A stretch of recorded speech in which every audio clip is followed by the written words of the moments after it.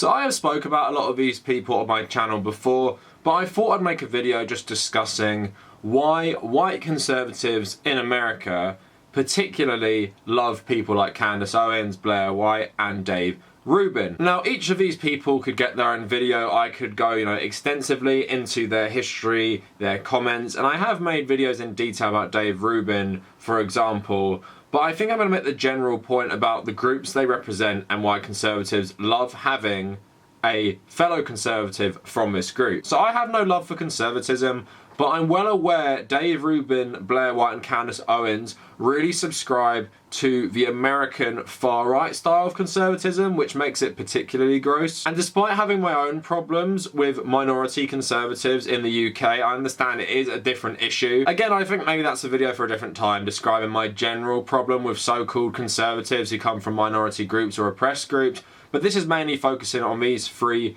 grifters and why people love them. These people sell out the groups they come from. So Candace Owens talks about how white supremacy isn't a big deal, that, Donald Trump isn't racist, the Republicans aren't racist, America isn't racist. Dave Rubin says about homophobia essentially being over, everyone's gotten over it, people should just move on, talks about things like the Oppression Olympics, while Blaire White is a transgender woman but spends most of her time really shitting all over the transgender community and really propping up transphobes. Now, need I say any more why modern American conservatives love these types of people? Of course, they love having someone like this to trot out and say, look, we aren't either transphobic, we aren't homophobic, we aren't racist. If we were racist, why would people like this support us? And of course, when you go into the higher-ups of the Republican Party, there's no doubt in my mind most of them know most gay people, trans people and black people don't like them and see through them, but they see it as a convenient tool for them to use to shut down arguments coming from the centre and from the left. So in Candace Owens and Dave Rubin's case specifically, it's obviously very clear why they have sold out to the right wing. It's not because they had a sudden change of heart, although they might say that. It's because they have got a lot of money from right-wing groups. Dave Rubin is the prime example. You can literally see it happen in real time. Go onto his channel and sort by oldest videos, and you can see his videos when he was a progressive, when he was talking about how big an atheist he was, when he was talking about how homophobic Republicans are, when he was talking against the right wing consistently and constantly, and through the years, he changes and changes and changes until recently he calls himself a conservative. Candace Owens is a bit similar in the fact that she says racism isn't a big deal in America from the Republicans by actually filing a racial discrimination case about a decade ago. So she sued an education board when she was in high school for racial discrimination. Again, it shows how bad these people are in terms of she has been directly affected by white supremacy in America and racism, but she'll go in front of Congress and say this isn't an issue. Now, I don't know as much about Blaire White, but I do know that since she's been prominent and since she's been in the public eye, she's always been a transphobe, she's always supported conservatives, and obviously people like her really became very popular because of Donald Trump and because of their support for Donald Trump. And initially what conservatives like to do with Donald Trump is that because he didn't have an explicit policy towards gay people in terms of you couldn't go back and look at his history in, politics because he didn't really have any. So Donald Trump sort of pretended he was for gay rights in certain instances. But of course his administration are extremely discriminatory against gay people, against bi people and trans people. Of course he banned trans people from the military, seemingly for no reason. And recently was mad that the Supreme Court said you couldn't discriminate against someone if they are gay or trans. Now, to end this part of the video, I'm going to say these people are so damaging and they make me really angry. Just seeing people from groups that obviously have it way harder face institutional discrimination, and you have people like them taking a paycheck and doing so much damage to the communities that they're initially from. Like, it's crazy Dave Rubin is a gay married man and constantly talks how homophobia isn't as much of an issue anymore. And I made a whole video about his complete 180 on homophobia, but yeah, it's disgusting. And it's clear he has sold out his political beliefs for money, and it just shows him for what he is, a selfish grifter, a very greedy person. And that's why conservatives love him. They can buy him off and he can just say what they want him to say. And if you go on his Twitter feed, seriously, I don't know what has happened to him in terms of, if you see him when he was younger, he seemed like a pretty rational centrist, and now he's just an insane Republican just like the rest of them. In a similar boat to Dave Rubin, Candace Owens is very disgusting, and I can't imagine how you feel towards it if you are a black person in America. because the stuff she's been doing lately is outrageous. It's awful. The stuff she's been saying about George Floyd, raising money for cops who have beat black people, who have beat protesters, saying all this stuff about white supremacy in America, which isn't a big issue, talking about the protests.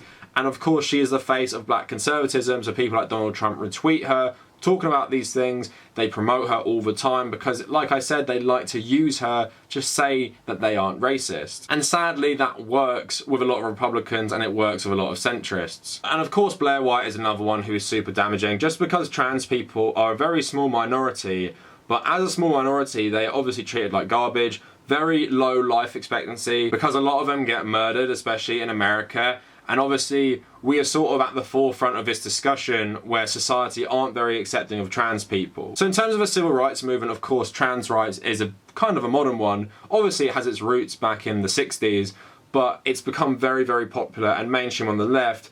But of course, even in the UK, you have the Labour Party talking about how they want to move away from issues like that, because it is contentious and because a lot of people who are more conservative really don't like this and really don't understand it. And when you have someone like Blaire White, who is a trans woman, shitting all over it at the same time, obviously people are going to use her arguments to legitimise their bigotry and their hatred, or people might just not understand these things. And when you have a prominent trans woman like Blaire White telling you what you think is the truth about these issues, then you might just believe it. So to move away why they are personally so damaging, I want to talk about how they use their platforms. So obviously these people all have online followings. They have YouTube channels, they have Twitter accounts, and another big problem with them is that they don't only talk about their own experiences and make things up to undermine the movements for civil rights for gay people, trans people, and black people. They also platform some of the worst bigots in the online space. So of course, Dave Rubin had Ben Shapiro on his show, and they seemingly are friends. They spoke numerous times. Ben Shapiro obviously thinks being gay is completely immoral, you're going to hell. Even said it to Dave Rubin's face. He's platforming him and accepting everything he says. You know, it shows a lack of respect. But of course that is even worse, because you have a gay guy sitting across from a massive homophobe while he says homophobic things and not challenging him on them. Obviously he had that other guy who freaked out when he realised Dave was gay after his show. He said to Donald Trump Jr. that he could call him a fag and he wouldn't even care. Of course, how damaging is that? You're talking to the president's son, millions of people are going to see that, and millions of people are going to be influenced. You know, this gay guy here doesn't care about being called fag. He doesn't care, it's just words.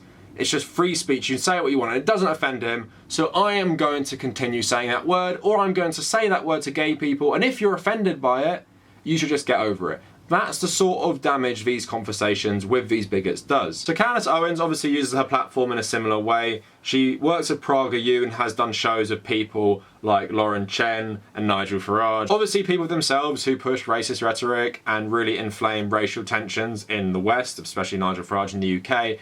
And obviously they are agreeing on certain elements of, you know, the racial dynamic in these countries and white supremacy. So again, very, very damaging when you see a black person talking to white supremacists like Lauren Chen and agreeing with them and not challenging their racist views. Candace Owens also talks about plantation mindset within the Democratic Party, and she likes to use the history of the Democrats as the more racist party in the, you know, the 1800s as justification of why they are still the racist ones today, despite the fact that when Johnson passed the Civil Rights Bill, most of the segregationists known as the Dixiecrats actually joined the Republican Party. So there was a shift there where the Republicans became the dominant racist party. Now I'd find Candace Owens more sincere and more interesting if she was calling out racism in the Democratic Party while also, you know, not liking Republicans and saying that that was not the way to go, because that's a more interesting conversation. If you want to talk about African Americans and voting Democrat, and if they should continue voting Democrat, that's one conversation you can have. You can talk about things like Joe Biden and Bill Clinton. You talk about the crime bill, which obviously took a racist criminal justice system, made it even more racist, and tripled the prison population in about 25 years, obviously disproportionately affecting African Americans on things like marijuana charges. You can talk about things like that, but when you start saying that the Republican Party aren't racist, the Southern strategy didn't exist, and Donald Trump isn't a racist, nor any people in his cabinet, nor is the modern conservative movement, you completely undermine and really erase any points you were trying to make. And of course, the points that she is making about the Democrats aren't really things I'm talking about. Normally they're just ridiculous stuff talking about slavery and the Democrats in the 1860s and whatever. So of course Blaire White is a similar person, platforms awful people like Ben Shapiro. I actually want to read a quote that she said to Ben Shapiro. So, White agreed with Shapiro that transgender women are not actual women and drew comparison to adopted children, saying, "There's no biological basis for calling them that kids' parents because they're not. There's no link at all biologically. There's a social reason and a legal reason to do it. So for me, that's where it all boils down to with pronouns. I also agree with you also that if someone makes no effort to transition at all, it's really unreasonable that someone expects to use the pronouns they prefer. It really boils down to how they look, in my opinion." This is obviously massively unhelpful and obviously comes from the place where Blaire White looks very, very feminine and you probably couldn't tell she was transgender. Obviously that doesn't happen to everyone, but that doesn't mean you should discriminate them on how feminine or how much they don't look transgender. That is essentially what she's opening the door for. That if you don't have the surgery, if you don't transition like her, if you don't look extremely feminine, you can't say that you're a woman. And obviously a transgender person saying this, a transgender person who has transitioned and obviously looks the way she does, saying this is obviously ammo to transphobes and obviously helps with discrimination for people who are transgender who either haven't had the surgery or not attempting to look as feminine as she does. So we've gone through the individuals, we've gone through my problems of each of them, we've gone for how they are so damaging to their respective communities that they are from. So to summarise, why the far-right conservative movement in America, who I consider the mainstream conservative movement, why they love people like Blaire White, why they love people like Candace Owens and Dave Rubin, is because they are people they can use and pay to say things and platform people who are bigots to legitimise their overall bigotry. So they can get people like Ben Shapiro on to say transphobic things, homophobic things, and things that prop up white supremacy in America, and then they have these people to agree with them, and obviously it gives ammo to these conservatives to then say and throw at left-wing people and centrists that, look, we can't be racist, we can't be homophobic, we can't be transphobic because look at all these people who support us, they're agreeing with us. And obviously if you are rational or have, a degree of common sense, you can see these three people for what they are. You can see they're just being paid to say these things. You can even see in some instances that they don't really believe what they're saying and they continually say outrageous stuff just to get more prominence within this far-right conservative movement and get more donors. But of course it is disgusting because they are doing irreversible damage to these communities just for money. Anyway, let me know what you guys think in the comments. Please like the video, maybe share. Please subscribe to the channel as well. We are going to hit 10k hopefully in the next couple months. We're on about 9.4 now and I appreciate everyone's support lately. The channel's been doing really, really well. If you want to find me on social media, follow me at The Cavernacle on Twitter is the main one, but also Facebook and Instagram. Please check out my Reddit. So my subreddit is r/TheCavernacle. My personal Reddit is u/TommyCahill1995. Check out my Patreon and my WordPress in the description. And if you made it this far, thank you for watching.